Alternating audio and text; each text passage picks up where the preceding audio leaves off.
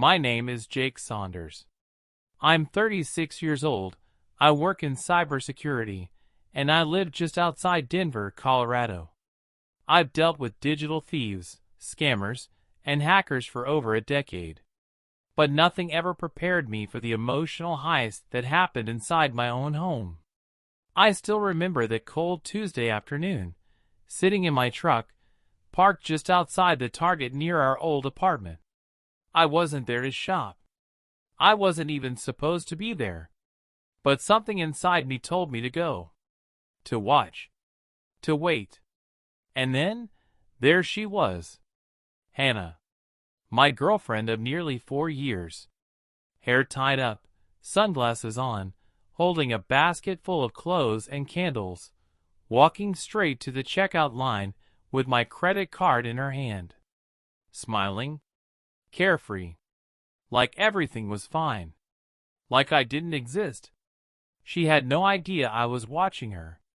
And she definitely had no idea that 5 minutes earlier, I had frozen every card linked to my name. I watched her step up to the register. I could almost read her lips through the glass. Swipe credit. Then the cashier shook her head. Tried again. Another shake. Then the card got flagged. Declined. I saw Hannah's expression shift from calm to confused to furious. She pulled out her phone, and as expected, she dialed me. I didn't answer. That wasn't the time for talking. That was the time for truth. What she didn't know was that this wasn't a petty move. This wasn't revenge for an argument or punishment for spending too much. This was the result of months, maybe years, of emotional abandonment, manipulation, and quiet betrayal. She told me I was emotionally distant, that I wasn't present, that I didn't know how to show love. But while I was working 60-hour weeks to support us, she was out with her friends, running up charges on my accounts, and, as I'd come to learn, texting someone else from the comfort of my couch. So no, I wasn't being distant. I was just done being used. And what happened that day at Target? That was just the beginning. She used to call me her safe place, until I realized she was just draining mine. The life I thought I had. I met Hannah in the most unexpected way, through a random glitch on a dating app. She wasn't even in my area, but the algorithm thought we were a match. Funny how even broken code can feel like fate sometimes. She was charming. Bright. She had this laugh, kind of wild and unfiltered, like she hadn't been hurt yet by life. We clicked fast. Coffee turned into dinner. Dinner turned into weekends. And before I knew it, she was spending more time at my place than her own. She always said I made her feel safe. That I was calm, stable, steady. She told me I had the kind of energy that could quiet a storm. I fell for that. I fell for her. Back then, I worked long hours in cybersecurity, remote contracts for medical firms, banks, insurance companies. Stressful stuff, but it paid well. I handled the bills. I never minded. That's how I showed love. Providing, protecting, solving problems before they became threats. Hannah, on the other hand, was light and spontaneous. She worked part-time at a dental office. Took yoga on Wednesdays. Liked spontaneous weekend trips. I admired that about her, how free she seemed. We moved in together around month 9. At first, it was perfect. Cooking dinner together. Watching dumb reality shows. Falling asleep holding hands. She'd fill the apartment with candles and throw pillows. Turn my tech guy cave into something that actually felt like home. I thought we were building something real. A life. A rhythm. I used to leave notes in her lunch bag. Buy her flowers on random Tuesdays. One time I drove 45 minutes across town just because she said she missed this one bakery she loved. She used to call me her hero. But slowly, she stopped saying that. It started small.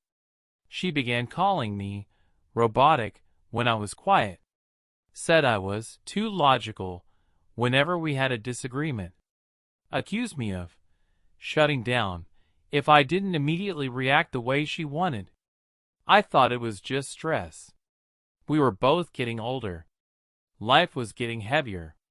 I kept telling myself, this is what relationships go through. You fight. You adjust. You grow. So I tried harder. I took her to her favorite cabin in the Rockies for her birthday. Upgraded her phone. Gave her access to my credit card so she could get what she needed without asking. She told me she hated asking. So I took away the need to ask. And that was my mistake. Because once the asking stopped, so did the gratitude. It wasn't overnight. It never is.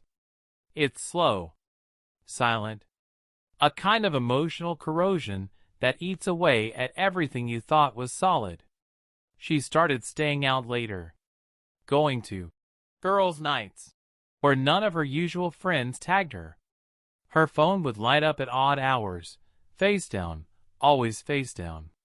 One night, I walked into the room and saw her quickly tuck her phone under a pillow. She laughed and said, "Don't be weird. It's just work drama." Then changed the subject before I could ask another word. That night, I couldn't sleep. Not because of the phone, but because that laugh, it wasn't the same one I fell in love with. I didn't say anything. I told myself I was overthinking.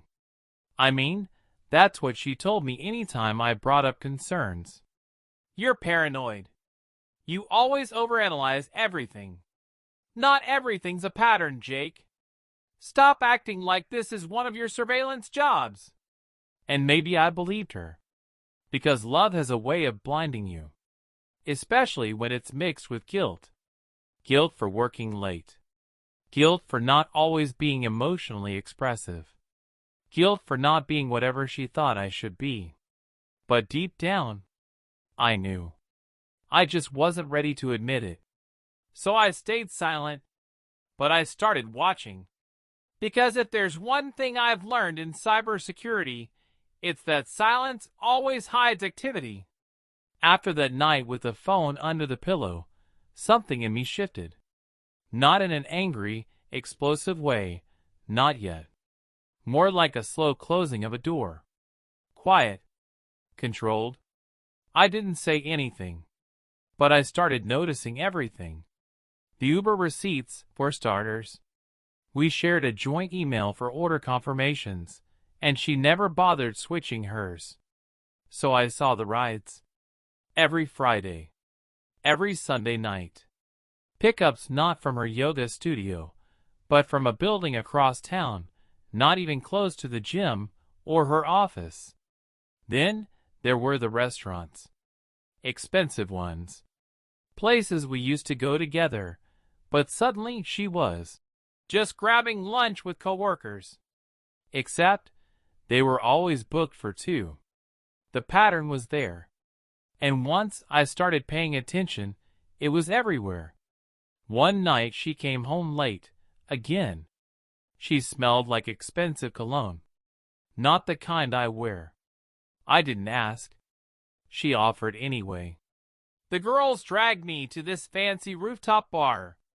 You'd have hated it. All loud music and pretentious cocktails." I smiled. Nodded. Pretended to believe her. But that same night, I logged into the credit card statement and saw the charge. 2 drinks. 1 appetizer. 1 dessert. 1 man. 1 woman. I could see it all in numbers.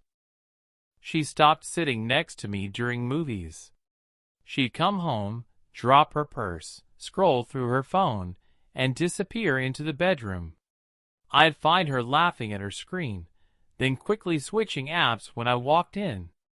And anytime I asked how her day went, "Fine. Just tired." You wouldn't get it. And maybe she was right. Maybe I didn't get it. But I was starting to understand something much bigger. I was living with a stranger. The hardest part wasn't the growing distance. It was how she made it my fault. She said I was emotionally distant. That I didn't feel enough. That I was numb. And maybe she wasn't entirely wrong. Because yes, I had become numb. Not because I didn't care, but because I had stopped being seen. She wanted flowers. I gave them. She wanted access to money. I gave that too. She wanted space.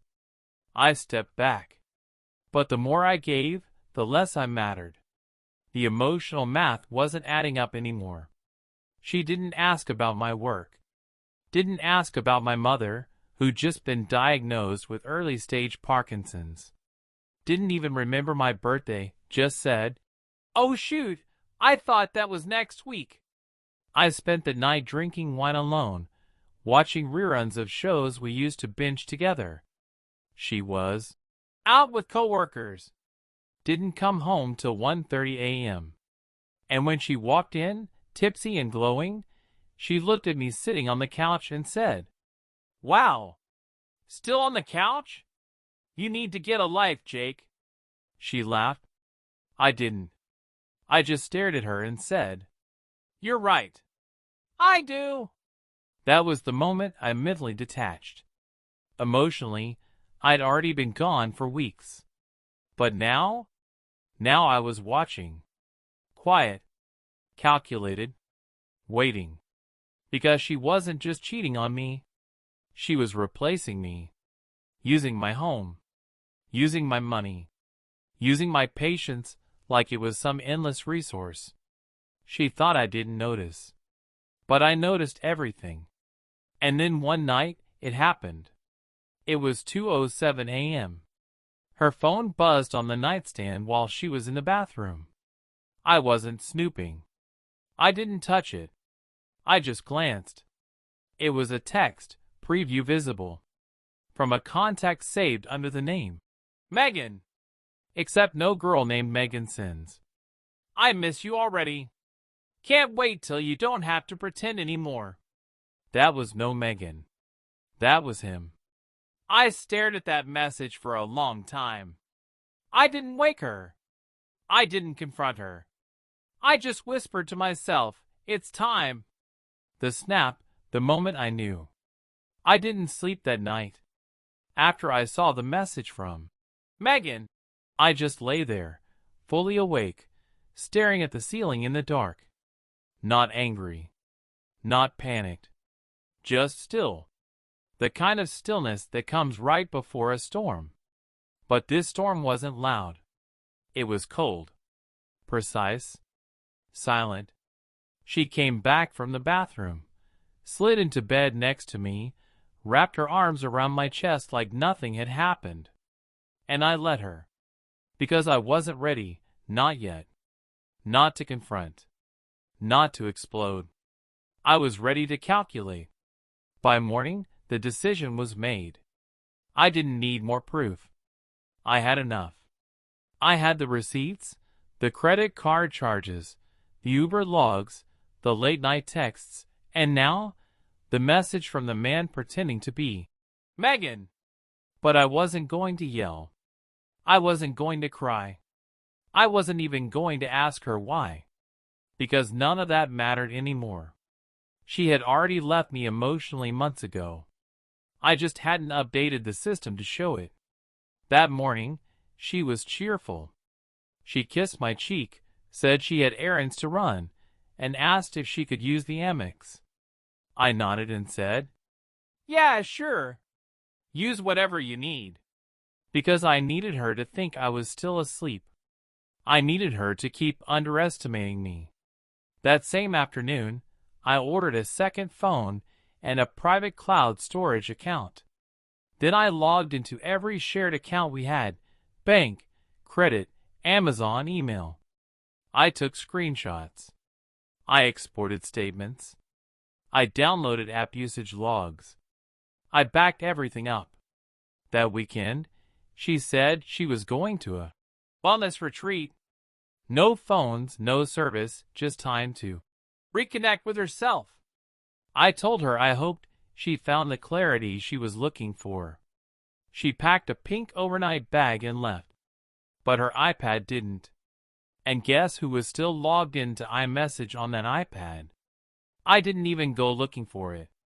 It was just sitting there on the coffee table, blinking. So I opened it. That's when I read everything. The text threads. The call logs. The photos. He wasn't new. He'd been around for over 6 months. Their messages ranged from flirtation to full-blown cruelty. He's like furniture at this point. I only stay because he pays for everything. Honestly, I feel nothing when I look at him. There it was. Written proof. Of everything I feared. Of everything I knew, but hadn't been willing to say out loud. I didn't cry. I didn't scream. I just stood up, walked to my home office, and opened a spreadsheet labeled Exit Plan. I created 2 folders on my hard drive. File folder for my lawyer. File folder for her. I wasn't going to make a scene. I was going to make a statement. Because if she thought I was emotionally distant before, she was about to meet a version of me that made distance look like a mercy. That day, I stopped being her provider and started becoming her consequence. The thing about working in cybersecurity is, you learn how to trace movements without leaving fingerprints, how to monitor systems without triggering alerts, and most importantly, how to remain invisible until the moment you strike. So that's what I did. I vanished, not physically, but emotionally. I became a ghost inside my own home. Smiled when she smiled. Laughed when she cracked jokes. Slept beside her like nothing was wrong. All while quietly gathering everything. Every Uber receipt. Every restaurant bill. Every transaction labeled self-care or emergency girls trip. I downloaded 6 months of bank statements and cross-referenced them with her text timestamps. She was so careless, so confident in her manipulation. She left a digital trail so obvious even a rookie could follow it. But I wasn't just building a case for my own closure. I was building one for court. The next step? I went to a lawyer. Referred by a friend who went through a similar situation. High conflict breakup, financial exploitation, emotional abuse. I walked into that office with a flash drive, a printout binder, and a calm smile. Took the lawyer 15 minutes to say, "You've got her cornered. The financial misuse alone could qualify as civil theft in this state." But I wasn't after jail time. I wasn't even after revenge in the classic sense. I just wanted clarity, boundaries, and peace. But first, I wanted her to understand exactly who she'd been messing with. Over the next week, I opened a new bank account in a different state, had my direct deposits rerouted, removed myself from our shared lease, a legal loophole thanks to her name being primary, froze my credit, opened fraud alerts on all my accounts, transferred all valuable tech to storage. Then I set up alerts. Each time she swiped my card, I got a ping, and I documented every one. One night, she bought a $240 spa package, while I was sitting 2 rooms away, building a legal timeline. She had no idea. And why would she? To her, I was still Jake, the calm, boring, emotionally distant guy who didn't feel much and forgave too easily. And that's what made it beautiful. Because when she finally discovered what I'd done, it would hit harder than anything I could have shouted in her face. Then came the phone plan. She'd never paid for her own phone. I added her to my plan 2 years ago. Unlimited data. New iPhone. All on me. So I downloaded the call history, texts, data usage. Her, Megan, contact had a real number, and I traced it back. It was not Megan. It was David Calloway, a personal trainer she met at the gym. Single. Divorced. 38. I even found his Instagram. Their entire affair, from flirty emojis to hotel bookings, was chronicled on a feed filled with shirtless selfies and gym quotes. Hustle in silence. Grind. Win. Repeat. The lion doesn't concern himself with the opinion of sheep. Cute. I printed screenshots. Created a timeline. Labeled every purchase she made during their affair, all tied to my money. Then I drafted a letter. It wasn't angry. It wasn't emotional. It was a polite, clear, legal notification. Our relationship is over. You have 30 days to vacate. You are being removed from all financial support. My lawyer will be in touch. Any unauthorized use of my identity or funds will result in legal action. P.S. David isn't as discreet as you think. But I didn't send it yet. Not until I was absolutely sure she couldn't hurt me financially. The final move? I froze every card in my name. Credit, debit, lines of credit. Every single one disabled. The next morning, I scheduled all the auto payments, phone, utilities, even Netflix, to end at 11:59 p.m. She thought I was at work. I was at the bank. She called me later that day. Hey babe, did you cancel the Amex? It didn't go through at Nordstrom. Laughs. You're not mad I got new boots, right? I said. Not at all. I think you've earned them. She laughed again. Told me she was heading out with the girls. I hung up the phone and smiled for the first time in months. She thought I'd never fight back. She forgot I've been trained to win wars without raising my voice. The fall, executing the revenge. It started small, like a bug in the background of a program. Her Spotify wouldn't load. Netflix kicked her out. The Wi-Fi disconnected from her phone. She texted me. Hey, is the router acting weird? I didn't reply, because by then, the walls were already collapsing. She just hadn't noticed yet.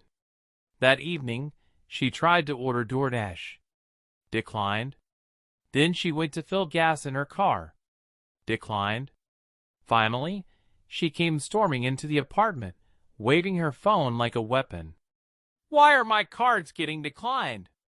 Did the bank mess up? I was sitting at the kitchen table, sipping black coffee, laptop open, calm as a lake. I looked at her and said, No, the bank didn't mess up. I just turned off your access. She froze, totally blindsided. Wait, what? I closed the laptop. Your phone bill? Done. Streaming services? Gone. Uber, food delivery, gym payments, all gone. She blinked. You can't just... I can. And I did. Her voice started rising. Said I was being toxic. That I was punishing her just because she had friends, a life, freedom. She went on a 5-minute tirade about emotional abuse, weaponizing every therapy phrase she could remember from Instagram. I didn't say a word, just slid a manila envelope across the table. She opened it. Bank statements. Screenshots of her messages. Legal notice of financial separation. Proof of over $11,000 charged to my accounts during her affair. She stopped talking. That's not fair. You never even talked to me about this. I raised an eyebrow. You mean the same way you never talked to me before you started seeing David Calloway? Or when you said you felt nothing when you looked at me? Her mouth opened, but no words came out. Then I gave her the second folder. This one labeled, Notice to Vacate. She had 30 days. I wasn't kicking her out tonight. I wasn't stooping to her level. But the lease was hers now, along with the rent, the utilities, the phone bill, and every financial weight she used to dump on me. I told her, "You wanted independence. Congratulations." She didn't cry. Not yet. She just stood there, stunned, unable to process how the man she thought was too distant had quietly become her undoing. 2 days later, she served me a text novella. "I can't believe you do this. After everything I gave you. After how much I loved you. I didn't cheat. I just felt alone. This is all your fault." I didn't respond. But I added the message to the documentation. Because my lawyer was preparing to file a small claims case. For every dollar she took, every unauthorized purchase, every gift to another man made with my money. Then came the day we met in court. It wasn't a criminal case, just civil. No drama.